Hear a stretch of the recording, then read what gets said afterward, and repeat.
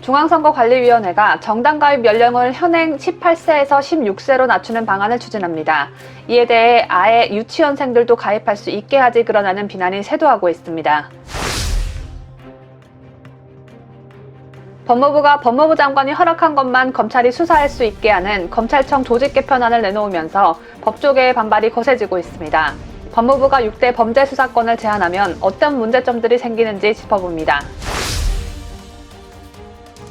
김호수 검찰총장 후보자 인사청문회 증인으로 채택된 서민당국대학교 교수가 서민 교수를 참고인으로 요구한 야당의 목적인지 무엇인지 이해하기 어렵다는 더불어민주당 김남국을 향해 정경심 무죄를 우긴 김남국 너보다는 낫다고 말했습니다. 김호수 검찰총장 후보자의 장남이 공기업 취업을 위한 인적사항에 북부지검장이라는 아버지의 직업을 기재한 것으로 확인됐습니다. 당시 인적사항엔 아버지의 직업을 적는 난이 없었는데 김호수 아들은 지 스스로 적은 것이어서 아빠 찬스를 밥 먹듯 사용하는 문재인 아들은 저리 가라 수준이라는 평가가 나옵니다.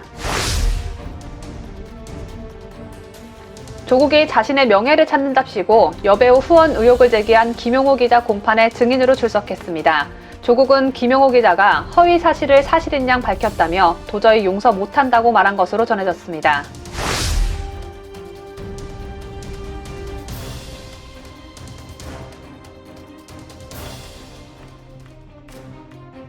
시청자 여러분 안녕하십니까? 뉴스데일리 베스트 시작합니다. 세종시에 근무하는 공무원을 위한 특별 공급, 이른바 특공 아파트가 부적절한 재테크 수단으로 전락해 했다는 정황이 속속 드러나고 있습니다. 공무원 특공 특혜의 문제점은 오래전부터 제기돼 왔으나 그때마다 주무부처인 국토교통부와 행정중심 복합도시 건설청은 일부 혜택 축소 등 소극적으로 대처하며 사실상 방조해 왔습니다. 신임 국토교통부 장관이 특공 재테크로 인사청문회에서 사과하는 일이 벌어졌고 전임 행복청장은 땅 투기 의혹으로 구속이 됐죠. 윗물이 이렇게 혼탁하니 아랫물이 깨끗하기 만무할 것입니다. 이번 사태로 우리 국민은 공직사회 내에 만연해 있는 도덕불감증이 얼마나 심각한지 새삼 깨닫게 됐습니다. 여기에 더해 세종시 이전 대상이 아닌데도 171억 원의 국비를 들여 세종시에 신청사를 짓고 유령 건물로 전락해 했다는 소식에 국민들은 다시 한번 깊은 한숨을 내쉴 수밖에 없었는데요. 이 밖에도 세종시 산업단지에 입주하는 조건으로 행복도시 이전 기관으로 선정된 대전의 한 벤처기업은 직원 5명이 특공을 신청해 1명이 당첨됐고 이외에도 특공 대상으로 선정된 민간기업은 60여 곳에 달한다고 합니다. 공기업인 한전은 중부지역 사옥을 세종시에 짓겠다며 직원 192명이 특공 아파트를 받았는데 사옥은 내년 12월에나 완공될 예정이라고 합니다. 참 기가 막혀 말이 안 나올 지경인데 지난 LH 사태가 한창일 때 정부는 대대적인 수사를 예고했습니다. 그런데 이후에 이루어진 수사를 놓고 변죽만 올렸다는 비판과 셀프 조사로 흉내만 내다 끝났다는 비아냥이 넘쳐났었죠.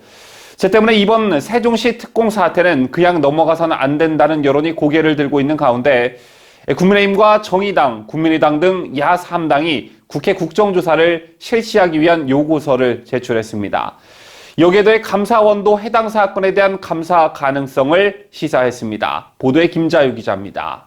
국민의힘과 정의당, 국민의당 등 야 3당 의원 111명은 세종시 아파트 특별공급 의혹에 대한 국정조사 요구서를 국회에 정식으로 제출했습니다.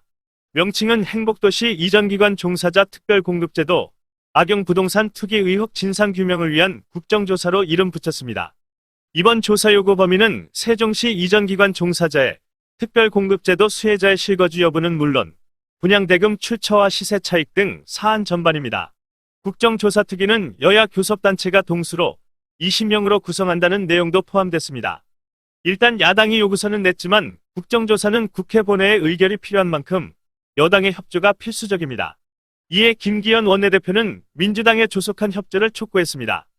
지난 LH 투기 의혹 당시 정부가 수사인력 1,500여 명을 투입하고도 용두 3위로 끝났던 것을 언급하며 국정조사의 필요성을 거듭 강조했습니다. 또 정부 여당이 죽비로 맞은 듯 정신이 들었다고 입으로는 말하지만 야당의 국정조사 요구에 묵묵부답인 걸 보면 집단적 민심 불감증 걸린 게 분명하다고 압박했습니다. 반면 민주당은 진상규명은 필요하다면서도 정부 차원의 조사가 이뤄지고 있는 만큼 좀 더 신중하게 논의를 해봐야 한다는 입장입니다. 윤호중 원내대표는 아침 회의 직후 기자들과 만나 경찰이 합동수사본부를 만들어 철저히 수사하고 있는 만큼 수사 상황을 지켜봐야 한다고 말했습니다. 국정조사 실시는 본회의 의결이 필요하기 때문에 야당이 아무리 국정조사가 하고 싶어도 수적 열세를 극복할 방안이 마땅치 않습니다. 한편 감사원은 어제 관평원 청사 불법 이전과 관련해 관세청, 기재부, 행복청, 행안부를 각각 감사할 수 있느냐는 권영세 국민의힘 의원의 질의에 관세청, 기재부, 행복청, 행안부 업무는 감사 대상에 해당한다고 서면 답변했습니다. 국가의 회계 등을 필요적 검사 사항으로 규정한 감사원법 제22조가 근거 조항으로 관평원 청사에 171억 원에 달하는 국가 예산이 투입됐기 때문입니다. 권영세 의원은 즉각 감사원에 공익감사를 청구할 것이라며 감사원이 샅샅이 조사해야 한다고 말했습니다. 감사원이 특공 사태에 대해 감사 착수 입장을 밝히지 않았지만 야당의 공익감사 청구 방침에 따라 감사 실시는 불가피할 것으로 전망됩니다. 자유대한민국을 수호하는 뉴스데일리 베스트 김자유입니다. 국민의힘 전당대회 예비경선 후보 비전 발표회가 어제 진행됐습니다. 당대표의 경우 오늘부터 이틀간 치러지는 당원 50%, 일반 국민 50% 여론조사를 거쳐 후보 8명 가운데 3명은 탈락의 고배를 마셔야 하는데요. 후보들이 여론조사 전 자신이 가진 비전을 홍보할 수 있는 기회는 어제 비전 발표회가 유일했기 때문에 이날 후보 간 기싸움이 치열했습니다. 여론조사에서 상승세를 보인 초선급 주자들은 한 목소리로 변화를 위한 인물 교체를 역설했고 중진들은 경륜의 중요성을 강조하면서 치열한 신경전을 벌였습니다. 현장의 목소리 강추천 기자가 보도합니다. 국민의힘 당대표 후보들은 어제 서울 마포구 누리꿈스퀘어 국제회의장에서 열린 비전 발표회에 참석해 당원들과 국민들에게 지지를 호소했습니다. 먼저 이른바 영선 초선 주자들은 인물 교체를 통한 변화의 필요성을 한 목소리로 강조했습니다. 최근 여론조사에서 1위를 달리며 주목받고 있는 이준석 후보는 이번 전당대회는 공정 경쟁의 가치를 젊은 세대에게 보여줄 수 있는 선거가 돼야 한다고 강조했습니다. 그는 대변인 등 주요 당직을 공개 경쟁으로 선발하고 공천 관련 자격 시험제를 도입하는 등 파격적인 공약도 제시했습니다. 김웅 후보도 중도층을 공략하기 위해 당이 변화해야 한다고 강조했습니다. 김 후보는 대선에서 승리하려면 국민의 일자리, 먹거리, 잠자리를 해결해줘야 한다며 문재인 대통령 심판 얘기를 할 것인가, 빨리 중도로 뛰쳐나가 실용으로 국민의 삶을 해결해야 한다고 말했습니다. 그러면서 차별과 소외를 시정하고 국민과 청년에게 미래를 주는 정치를 하겠다며 청년 30% 공천룰 등을 제시했습니다. 역시 초선인 김은혜 후보는 당의 매력 자본을 올려 당내 주자들의 경쟁력을 올리고 외부에서 오시는 분도 안심하고 올 수 있게 해야 한다며 이를 위해서라도 당의 얼굴을 바꿔야 한다고 말했습니다. 그는 초선이 당대표가 되면 선무당이 사람 잡지 않을까 우려하는 부분도 있겠지만 개파에서 자유롭고 안정적으로 당을 운영할 수 있는 준비된 미래인 김은혜에게 맡겨달라고 호소했습니다. 중진들은 신진들에 맞서 경륜을 강조했습니다. 먼저 주호영 후보는 총선에 참패한 뒤 원내대표를 맡아 미래한국당과 통합을 완성한 것과 김종인 비상대책위원회를 성공적으로 마무리한 점, 4.7 재보궐선거까지 장외 집회 없이 당 지지율을 올린 점 등을 성과로 내세웠습니다. 그는 야권 통합, 후보 단일화를 성공적으로 마무리하기 위해 풍부한 경험을 가진 진정한 프로가 필요하다고 말했습니다. 홍문표 후보는 초선급 주자들을 비닐 우산에 비유하며 엄청난 세파의 폭풍은 못 막는다고 지적했습니다. 중진 주자들을 향해서는 일부 후보들이 기차를 같이 탔느니 아파트가 같다느니 하며 당 바깥에 유력 대권 주자와 친분을 내세웠다며 이렇게 잔졸하게 정치를 해서 되겠나라고 공격하기도 했습니다. 나경원 후보는 자신의 무계파 정체성을 강조했습니다. 그는 계파 없이 홀로서기 한 정치인이라며 특정 세력, 특정 지역을 대표하는 당대표는 거침없는 확장이 어렵다고 말했습니다. 영남권 유승민계 주자들을 동시에 공격한 것으로 해석됩니다. 그는 무게파로서 모든 대선 주자를 민심의 용광로에 녹여내겠다고도 강조했습니다. 조경태 후보는 당대표가 되면 통합, 화합, 관용 정치를 위해 박근혜 전 대통령 석방운동에 앞장서겠다는 공약을 내놨고, 윤영석 후보는 당대표는 통합과 포용의 리더십을 가져야 한다고 강조했습니다. 국민의힘은 26일부터 이틀간 예비경선 여론조사를 실시해 27일 본경선에 오를 5명을 발표합니다. 자유대한민국을 수호하는 유대배 강추천입니다. 조원진 우리공화당 대표가 국민의힘 당대표 후보로 나선 이준석에 대해 이준석은 나이만 젊을 뿐 올바른 청년 정신은 없다라고 일갈했습니다. 조원진 대표는 25일 보도자료를 통해 이준석, 나경원 등 탄핵 세력들이 국민의힘 당대표를 하겠다고 하는데 한마디로 배신 신드롬을 누가 더 잘 일으키고 있는지 경쟁한 것에 불과하다라고 꼬집었습니다. 조 대표는 박근혜 대통령 탄핵이 정당했다는 이준석의 발언을 언급하면서 청년들 사이에 박근혜 대통령이 왜 감옥에 있는지 모르겠다며 박근혜 정부 정책을 재평가하고 있는데 이준석은 자신의 배신 꼬리표를 떼기 위해서 거짓 촛불을 옹호하는 행동을 끝까지 하고 있다고 비난했습니다. 이준석의 박 전 대통령은 나를 끌어준 분이다, 감사하다라는 발언과 관련해서는 문재인 정권의 보복 정치에 억울하게 무려 4년이 넘게 감옥에 있는 대통령께 과연 할 소리인가 라면서 자유우파 국민들을 상대로 고도의 심리전을 펼치고 있는데 자유우파 국민들은 이준석의 악랄함을 결코 잊지 않고 반드시 심판할 것이라고 경고했습니다. 마지막으로 조원진 대표는 이준석이 대표 배신자 유승민에게 고작 배운 것이 청년 배신이라는 것이 참으로 안타깝다. 이준석이 언제까지 거짓 촛불을 두둔할지 두고 볼 것이라고도 했습니다. 2019년 12월 국회는 만 19세이던 선거 연령을 18세로 낮추는 선거법 개정안을 통과시켰습니다. 이에 따라 그 다음에 치러진 총선에선 고등학교 3학년 일부가 투표를 할 수 있었는데요. 선거 연령을 현행 만 19세에서 18세로 낮추는 내용이 담긴 공직선거법 개정안을 둘러싼 찬반 논란이 거셌었습니다. 찬성하는 쪽에선 OECD 34개 회원국 중 한국만 빼고 모두 18세 이하라는 점을 강조했었습니다. 언뜻 들으면 우리나라만 세계적 추세에 뒤떨어지는 것처럼 들리지만 실상은 그렇지가 않죠. 미국과 유럽 등 18세 선거권을 인정한 나라들에서는 대개 18살이면 고등학교를 졸업합니다. 그러나 우리는 대부분 고교 3학년에 해당하는 그런 시기죠. 대학 입시 등 공부에 매진해야 할 때인 고3 학생들에게 선거권과 선거운동을 허용하면 외부의 정치 갈등과 대립이 교실로 이어질 공산이 크고 학교가 정치반으로 변함으로써 큰 혼란에 빠지게 될 것이라는 우려가 팽배했습니다. 더군다나 좌편향 교육 논란이 이어지는 상황이기도 했었죠. 그럼에도 불구하고 선거 연령은 하향 조정됐습니다. 그리고 또 하나 우려스러운 현상이 벌어질 조짐인데 중앙선거관리위원회가 정당 가입 연령을 현행 18세에서 16세로 낮추는 방안을 추진합니다. 16살 아이가 더불어민주당 당원, 정의당 당원에 가입할 수 있게 된 것입니다.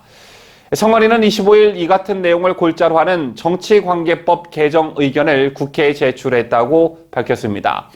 정당 가입 연령을 현행 18세에서 16세로 낮추고 16세 이상의 미성년자에 대한 투개표 참관 허용, 청소년 모의투표 허용 등을 통해 정치 참여 기회를 확대하자는 의견 등을 담았습니다. 다만 학생 학습권 보호권을 위해 등교일 학교에서의 투표 참여 권유나 공개 연설, 선거 홍보물 배부 등은 금지하도록 했습니다.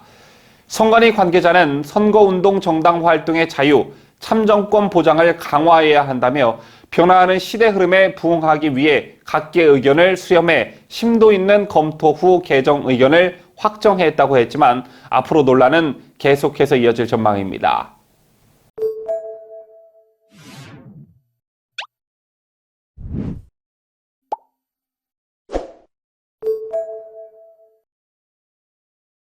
그놈의 검찰개혁이 뭔지 정말 해도 해도 너무하네 소리가 절로 나오는 소식이 있었죠.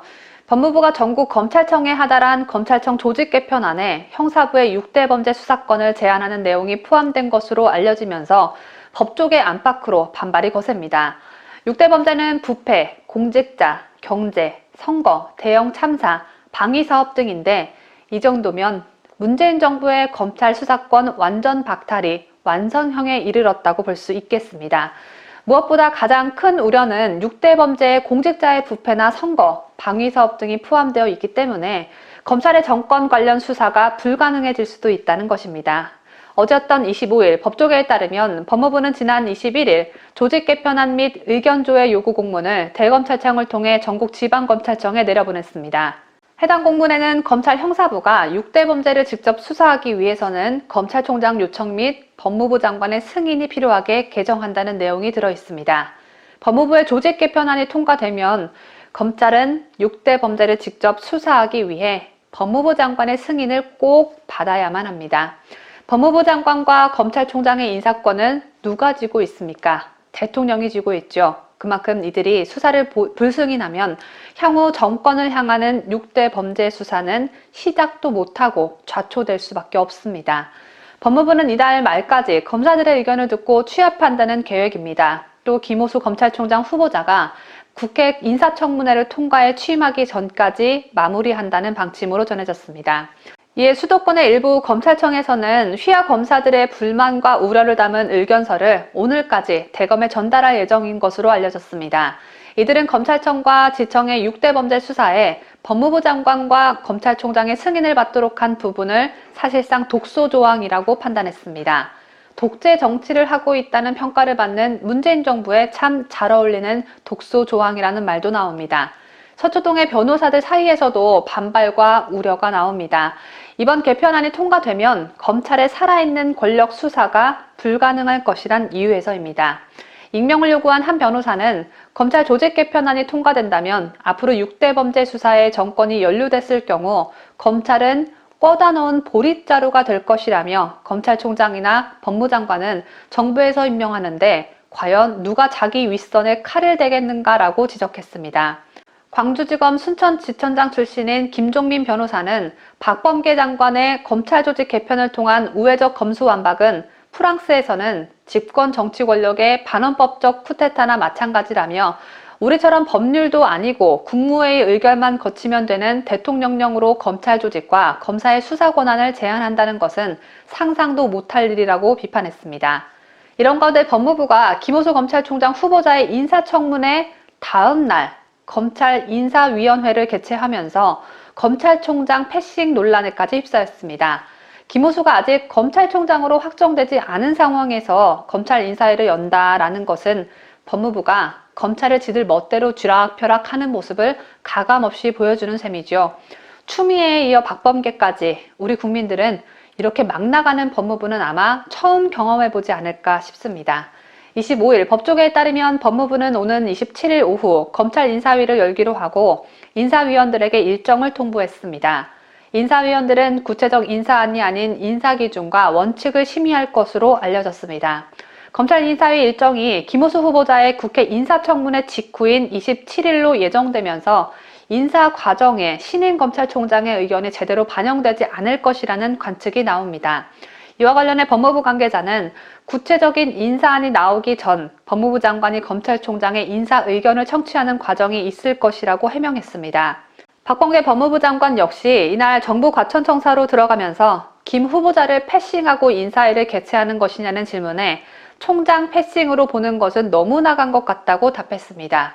검찰총장이 공석인 상태에서 검찰 인사위를 개최해놓고 총장 패싱으로 보는 건 너무 나간 것 같다는 박범계, 그러는 박범계가 너무 나가고 있다는 걸 알게 하려면 도대체 어떻게 해야 할까요? A는 분명 A인데 A를 B라고 하는 사람을 상대하는 건 이 세상에서 가장 피곤한 일 같다는 생각이 듭니다. 한편 오늘 열리는 김호수 검찰총장 후보자 인사청문회에는 2명의 참고인 출석이 예정돼 있습니다. 국회 법사위 소속 여당 의원들은 지난 21일 국민의힘 의원들이 불참한 가운데 단독으로 전체 회의를 열고 증인과 참고인 출석 요구 안건을 채택했는데 야당이 원하는 증인들은 거의 다 무시하고 서민 당국대 교수와 김필성 변호사 단 2명만 채택했습니다. 이 중 서민 교수는 조국을 비판하는 내용의 조국 흑서 공동저자이기도 하고 최근 문재인 정부를 신랄하게 비판하는 인물이기도 하죠. 조국의 수호천사, 더불어민주당 김남국 저격수이기도 한데 이런 서민 교수가 김호수 검찰총장 후보자 인사청문회 참고인으로 채택되자 김남국이 또 발끈하고 나섰습니다. 김남국은 25일 YTN 라디오 황보선의 출발 새아침과의 인터뷰에서 국민의힘의 요구와 관련해 기생충 학자, 기생충 교수를 검찰총장의 청문회에 참고인으로 부르겠다고 하고 있다며 증인이나 참고인을 요구한 야당의 목적이 과연 무엇인지 조금 이해하기 어렵다는 생각이 든다고 말했습니다. 그러자 같은 날 서민 교수는 정경심이 무죄라고 우긴 너보다는 내가 법을 더 잘 알지 않겠느냐라고 김남국에게 직격탄을 날렸습니다. 문재인 정부의 검찰개혁을 비판해온 서민 교수는 이날 자신의 페이스북에 내가 검찰총장 청문회에 나간다니 황당하냐 라고 김남국에게 물으면서 법알못, 법을 알지 못하는 사람인 네가 법사이더라 풋 이라며 내일 혹시 만나면 반갑게 맞아주라 라고 했습니다. 좀스러워 보이는 김남국이 바로 오늘 서민 교수를 반갑게 맞아줄지 굉장히 궁금해짐과 동시에 두 사람 간 어떤 설전이 오갈지 기대가 됩니다. 서민 교수님 파이팅 하시길 바라고요. 그렇다면 오늘 인사청문회에서는 김호수의 어떤 문제점이 도마 위에 오를까 짚어보도록 하겠습니다. 먼저 김호수의 아들이 문재인 아들스럽다. 문재인 아들보다 더한 놈이다. 라는 의혹이 거세지고 있습니다. 문재인 아들 문준용은 아빠의 지위를 이용해 이른바 아빠 찬스로 코로나 재난예술지원금 등을 타먹는 등 큼지막한 논란에 휩싸인 바 있죠. 그런데 김호수의 아들은 문준용보다 더한 애라는 말이 나오는 상황입니다. 김호수 검찰총장 후보자 장남인 29살 김모 씨가 2017년 8월 산업통상자원부 산하 전자부품연구원, 현재는 한국전자기술연구원입니다. 이곳에 채용될 당시 요구하지도 않은 아버지의 직업을 입사 지원서에 기재한 것으로 나타났습니다. 네 아버지 직업이 뭐냐 묻지도 않았는데 지 스스로 인적사항에 우리 아버지는 서울북부지방검찰청 지검장입니다 라고 쓴 것입니다. 추미애 아들 저리 가라 수준이죠. 자기소개서와 관련해서도 내용이 부실해서 연구원에 합격할 수준으로 보기 어렵다는 주장도 나옵니다. 국민의힘 전주회 의원실이 한국전자기술원에서 받은 김호수 장남의 입사 지원 서류를 보면 가족사항에 부 김호수 54세 대졸 검사, 서울북부지방검찰청 검사장이라고 적혀 있습니다. 하지만 전자부품연구원이 홈페이지에 올린 당시 입사 지원서 양식에는 가족사항은 관계, 성명, 연령, 동거 여부, 네 항목만 적게 돼 있습니다. 전자부품연구원은 그해 5월 채용 때까지는 입사 지원서에 가족의 학력과 직업도 적도록 했지만 그 이후로는 이름과 나이, 동거 여부만 쓰도록 양식 자체를 바꿨습니다. 하지만 김호수 아들내미는 예전 양식의 지원서를 제출했고 전자부품연구원은 별다른 조치 없이 김호수 아들을 합격시켰습니다.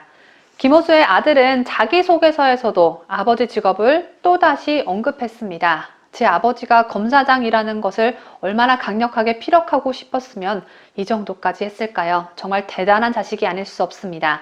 김우수의 장남은 성장과정 및 학업생활 항목의 첫 문장을 아버지 직업상 10대 초까지 2년에 한 번씩 이사를 오가며 생활했다라고 썼습니다. 생활 신조와 장래 포부 항목은 각각 한 문장과 두 문장으로 썼는데 생활 신조 항목에는 폼생 폼사, 어떤 부분에서든 인정받을 수 있도록 폼나게 살며 죽자라고 썼습니다. 이때 국민의힘은 자기소개서 내용 자체도 합격할 수준이 아니다라고 지적했습니다. 그 이유는 일단 맞춤법이 어처구니 없게 틀린 곳이 있었고 또 뜻에 맞지 않는 단어를 쓴 곳도 있었기 때문입니다. 김호수 아들은 낯선 환경이라는 말을 쓰면서 낮에 치읓이 아닌 밤낮 할 때 쓰는 지읒을 사용했습니다. 또 기대에 부응이라는 문장을 쓰면서 어떠한 기대에 쫓아서 응한다는 뜻의 부응이 아닌 부흥이라고 썼습니다. 부흥은 쇠퇴하였던 것이 다시 일어난다는 뜻인데 이런 초등학생 수준의 국어 실력을 가지고 있는 김호수 아들내미가 한국전자기술연구원에 합격했다는 사실이 도무지 믿겨지지 않는 상황입니다. 김호수 아들은 또 토익 등 외국어 점수를 입력하는 외국어 항목은 비워뒀습니다. 외국어 점수를 기재하지 않은 걸 보면 국어도 못하는 주제에 외국어까지 형편없나 봅니다. 연구원이 되려면 외국어 성적은 필수인데 외국어 점수를 공개하지 않은 김호수 아들은 비상근 전문 계약 직원 서류 전형을 통과한 뒤 면접을 거쳐 최종 합격했습니다. 김호수 아들이 만약 지검장 아들이 아니었다면 이렇게 형편없는 자기소개서로 공공기관에 합격할 수 있었을까요? 제2의 조국 사태가 벌어지지 않으면 다행이겠습니다.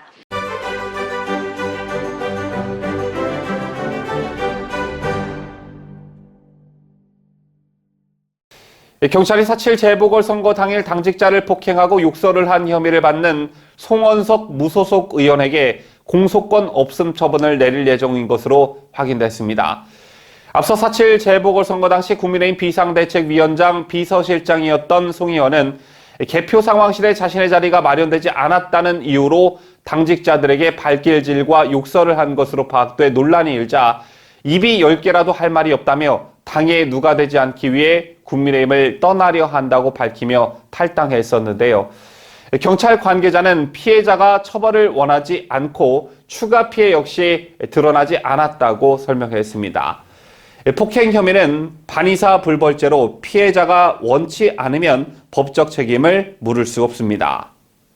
미국인 4명 중 3명은 북한 비핵화 문제를 주요 사안으로 인식한다는 여론조사 결과가 나왔습니다. 한미경제연구소에 따르면 지난 6일부터 5일간 미국 성인 1000명을 대상으로 한 여론조사 결과 미국이 북한 핵무기 폐기를 위한 합의에 도달하는 것이 매우 중요하다거나 중요하다고 답한 응답자는 75%였습니다. 또한 북한 문제에 있어 한미 공조가 필요하다는 응답은 61%였으며 북한이 최대 적국이라고 응답한 비율은 57%로 집계됐습니다. 문재인과 조 바이든 미국 대통령의 한미 정상회담에서 기대를 모았던 코로나19 백신 외교는 국민 기대에 훨씬 못 미치는 것을 넘어 어처구니가 없는 결과였습니다.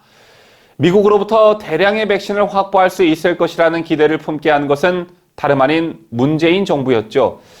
정의용 외교부 장관은 4월 20일 국회에서 백신 스와프를 언급하며 국민 기대치를 한껏 높였고 문제는 이달 17일 이번 방미를 백신 협력을 강화하고 백신 생산의 글로벌 허브로 나아가는 계기로 삼겠다며 일상 회복의 시기를 앞당기기 위해 최선을 다하겠다고 밝혔습니다.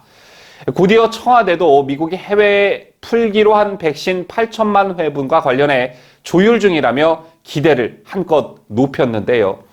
이번에 국내 4대 기업이 총 44조 원의 선물 보따리를 미국에 푼 것은 백신 확보를 위한 지원 사격 성격이 강했습니다. 하지만 정상회담을 통해 확보한 백신 물량은 우리 장병용 55만 명분이 전부였습니다. 그럼에도 불구하고 정부 여당은 대단한 성과라며 자화자찬했는데요. 그런데 미국 국방부가 한 언론의 질의에 백신 제공은 미군을 보호하기 위한 것이라는 답변을 내놨습니다. 보도에 강추천 기자입니다. 존 커비 미국 국방부 대변인은 현지 시간 24일 정례 브리핑에서 우리는 동맹국 한국에 백신을 제공하라는 대통령의 지시를 지지한다고 밝혔습니다.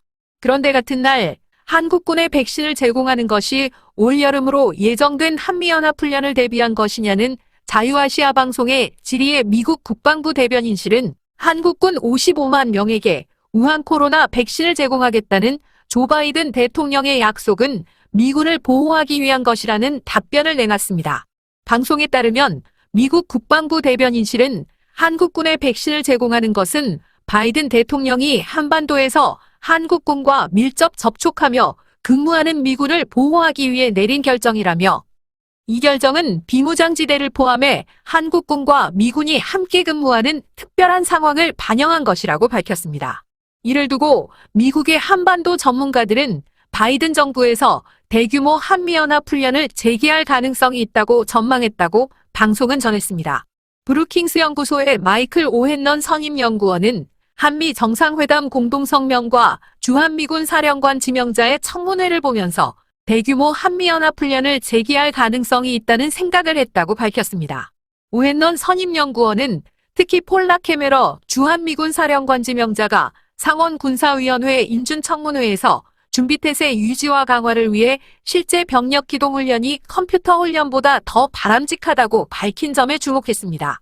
랜드 연구소의 브루스 벤의 선임연구원도 8월 이전에 한국군 55만 명에게 우한 코로나 백신 접종을 완료하면 실제 병력을 기동하는 연합훈련이 가능해질 것이라고 전망했습니다. 자유대한민국을 수호하는 중국을 향한 대만의 결기가 그야말로 대단합니다. 중국이 코로나19 재확산으로 어려움을 겪고 있는 대만의 백신을 지원하겠다고 밝혔으나 대만이 이를 거부했습니다. 대만은 세계적인 코로나 방역 모범국으로 꼽혔으나 최근 들어 코로나19 확산세가 지속되고 있는데요. 인구가 2,300만 명을 넘어서는데 코로나19 백신은 70만 회분밖에 투입되지 않았는데 이마저도 소진되어 가고 있다는 평가가 나오고 있습니다.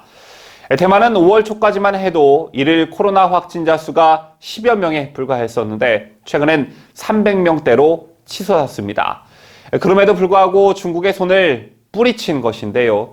먼저 주펑렌 중국 국무원 대만 사무 판공실 대변인은 24일 밤에 낸 성명서를 통해 대만의 코로나19 상황이 날로 심각해진 가운데 대만 일부 단체와 사람들은 중국 백신 구매를 요구하고 있다며 우리는 대만 동포의 대다수가 가능한 빨리 사용할 수 있는 중국 백신을 받을 수 있도록 신속하게 조치를 취할 것이라고 밝혔습니다. 또 필요하다면 의료 및 보건 전문가를 대만에 파견하는 것을 고려하고 있다고 설명했습니다. 그러나 대만 측은 중국이 코로나19 확산세를 정치적으로 이용하려 한다며 반발했습니다. 대만의 중국 담당 부처인 대륙위원회는 중국이 양국이 사용해왔던 채널을 통해 백신 지원을 제한하지 않았다며 코로나19 확산세에도 대만이 중국산 백신 공급을 막고 있다는 점을 지적하려는 게 중국의 의도라고 비난했습니다. 한편 앞서 대만은 중국산 백신을 신뢰하지 않는다고 반복해서 언급해 왔는데요. 또한 대만은 미국의 반중 정책에 협력해 왔다며 미국의 백신 지원을 요청해 놓은 상태입니다. 얼마 전 저희도 전해드린 바 있지만 지난달 26일 법무부는 한국과 유대가 깊은 영주권자가 국내에서 낳은 자녀는 법무부 장관에게 국적 취득 신고만 하면 한국 국적을 얻게 되는 국적법 개정안을 입법 예고했습니다. 그동안 영주권자 자녀는 국내에서 태어나 정규 교육 과정을 이수했더라도 부모가 한국 국적을 얻지 않으면 성년이 된 후 기화 허가를 받아야 한국 국적을 취득할 수가 있었는데요. 기화 허가는 필기시험과 면접, 범죄 경력 및 신원조회, 법무부 심사, 국민선서 등 복잡한 절차를 거쳐야 했습니다. 하지만 법이 개정되면 6세 이하 자녀는 별도 요건 없이 7세 이상은 국내에서 5년 이상 체류한 경우 국적 취득 신고를 할 수 있게 됩니다. 또 국적 취득 후 외국 국적 불행사 서약을 하면 본래 국적까지 유지해 이중 국적을 보유할 수 있는데요. 그러나 이 법안의 수혜 대상 대부분이 중국 국적의 화교 자녀들이라는 사실이 알려지면서 개정안에 반대하는 목소리가 나오기 시작했습니다. 급기야 청와대 국민청원 게시판에는 이를 반대한다는 청원인의 글이 올라왔고 동의자가 20만 명을 돌파했다는 소식입니다. 25일 청와대 국민청원 게시판에 따르면 국적법 개정안 입법을 결사 반대합니다라는 제목의 청원에 이날 오후 3시 현재 20만 201명이 동의해 답변 요건을 충족했습니다. 청원인은 국적법 개정을 통해 저출산과 고령화를 해결하겠다는 것은 정말 터무니없는 사고에 불과하다면서 영주권 주 대상인 화교들 포함 많은 외국인들이 사회에서 얼마나 많은 권리를 갖는지 안다. 그들은 자국민들보다 더 쉽게 부동산을 구입하고 지방선거에 참여하며 각종 혜택까지 누릴 수 있다고 주장했습니다.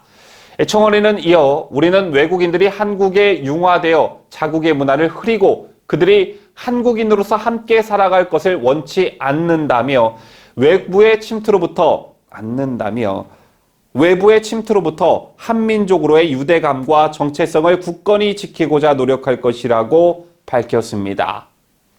법무부가 서울 남부지검에 금융범죄 수사 협력단을 설치한다는 내용의 검찰 조직 개편안을 일선검찰청에 보내 의견을 수렴하고 있는 것으로 알려졌죠. 추미애가 법무부 장관이랍시고 유세를 떨던 작년 1월 해체한 증권범죄 합동수사단을 부활하는 모양새인데요.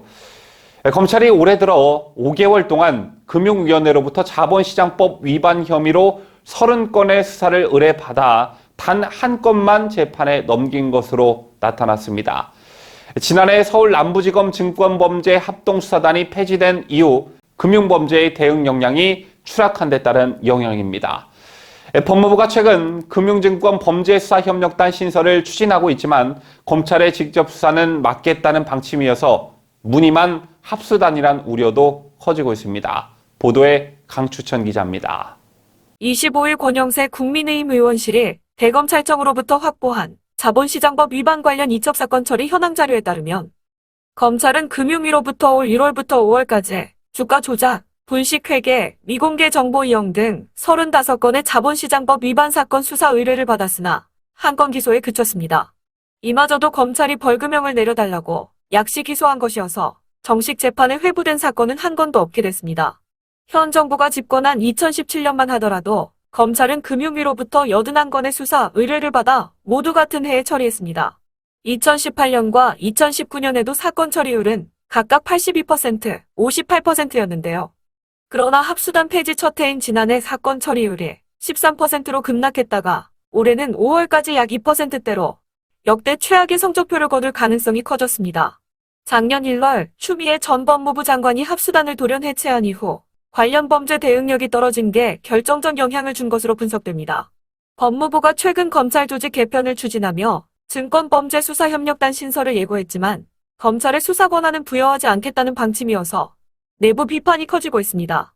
법무부가 지난 21일 대검에 보낸 협력단 신설 관련 공문엔 직접 조사는 경찰 수사관 특사경이 담당한다고 적시됐습니다. 이에 현직 차장검사는 복잡하고 이해하기 어려운 금융범죄에 대해 검사는 수사하지 말고 영장 청구만 하라는 것이라며 강한 불만을 드러냈습니다. 저희가 준비한 소식은 다 전해드렸습니다. 25일 종합뉴스 영상에 구독자 여러분께서 남겨주신 소중한 댓글을 소개합니다.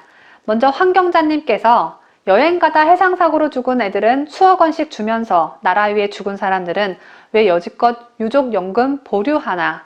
니네들이 써먹을 게 없어서 그러는 거냐? 문가 정부는 자성하고 빨리 지급하라. 누가 나라 지켰나? 라며 천안함 유족들에게 연금을 체납하고 있는 정부에 대한 비난글을 남겨주셨습니다.